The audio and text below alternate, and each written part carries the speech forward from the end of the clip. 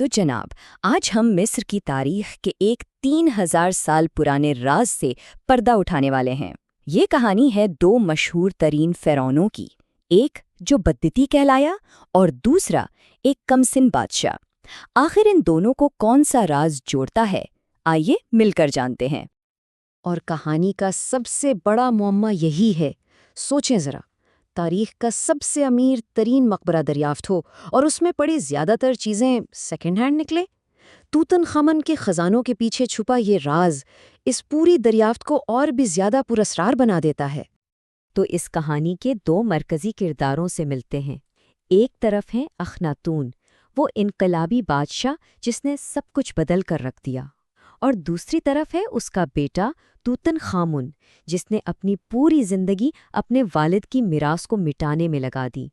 باپ اور بیٹے کی یہ بالکل متضاد کہانیاں ہی اس سارے معاملے کی جڑ ہیں۔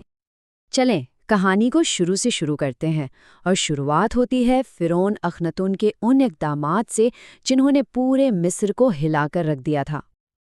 یہ جو امرنا انقلاب تھا نا، یہ اس راز کے بالکل مرکز میں ہے۔ اخناتون نے صرف مذہب ہی نہیں بدلا، نہیں، اس کے ایک فیصلے نے مصر کی سماجی اور معاشی ہر چیز کی بنیادوں کو ہلا کر رکھ دیا تھا۔ اور یہ سب کچھ اتنی تیزی سے ہوا کہ یقین کرنا مشکل ہے۔ صرف چند سالوں کے اندر اخناتون نے ہزاروں سال پرانی روایتوں کو جڑ سے اکھاڑ پھینکا۔ یہ تبدیلیاں اتنی اچانک اور ڈرامائی تھیں کہ کسی نے سوچا بھی نہیں ہوگا۔ تو یہاں سب سے بڑا سوال یہ اٹھتا ہے کہ آخر اخناتون نے ایسا کیا کیوں؟ کیا اسے واقعی کوئی الہام ہوا تھا، کوئی روحانی وجہ تھی، یا یہ سب ایک شاطر سیاستدان کا اپنی طاقت کو مضبوط کرنے کا ایک منصوبہ تھا؟ اگر ہم اس کے مذہبی جوش کی بات کریں تو اس کا ثبوت خود اخناتون کے اپنے الفاظ میں ملتا ہے۔ یہ الفاظ ایک درباری کے مقبرے پر لکھے ہوئے ملے اور ان سے ایک گہرے روحانی تعلق کا پتہ چلتا ہے۔ لیکن اس کہانی کا ایک دوسرا رخ بھی ہے۔ کہا جاتا ہے کہ اس وقت دیوتا آمون کے پادری اتنے امیر اور طاقتور ہو چکے تھے کہ وہ خود فرعون کے لیے ایک خطرہ بن گئے تھے۔ تو اخناتون نے ایک نیا خدا متعارف کروا کر خود کو سب سے بڑا پادری بنا لیا اور ایک ہی جھٹکے میں ان تمام پادریوں کی طاقت کو ختم کر دیا۔ لیکن اخناتون کا یہ جو عظیم انقلابی منصوبہ تھا نا، اس کے نتائج بہت ہی تباہ کن نکلے۔ ذرا اس تعداد پر غور کریں، 50,000 لوگ۔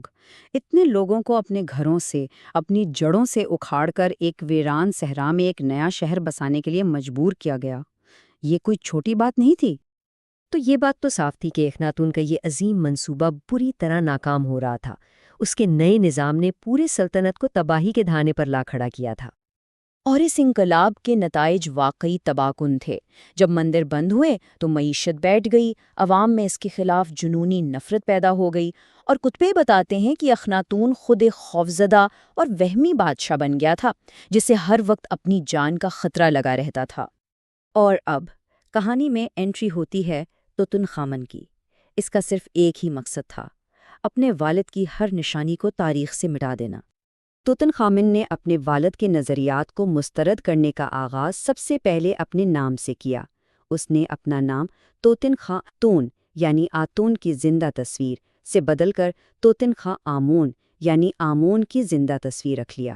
یہ ایک کھلا اعلان تھا کہ پرانا دور واپس آ رہا ہے۔ اس نوجوان بادشاہ کا مشن بالکل صاف تھا۔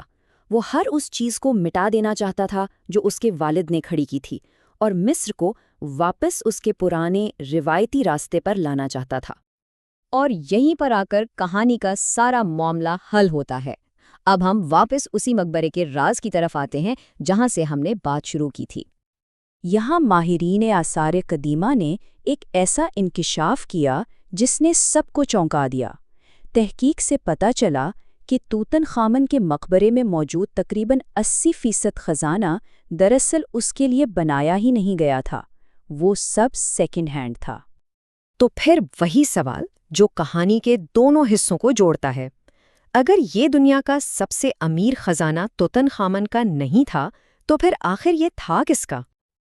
اچھا، تو راز کا حل ان واقعات میں چھپا ہے۔ دیکھیں، توتن خامن صرف 20 سال کی عمر میں اچانک مر گیا۔ اس کا اپنا کوئی شاہی مقبرہ تیار نہیں تھا۔ اس کے جانشین آئی کو تخت پر اپنا دعویٰ پکا کرنے کے لیے فوراً ایک شاہی تدفین کرنی تھی، تو اس نے ایک عمری حل نکالا۔ اس میں ایک چھوٹا مقبرہ لیا اور اسے انہی خزانوں سے بھر دیا جو اخناتون کے بدنام شہر امرنا میں چھوڑ دیے گئے تھے۔ اور یہی اس کہانی کا سب سے حیران کن اور ستم ظریف موڑ ہے۔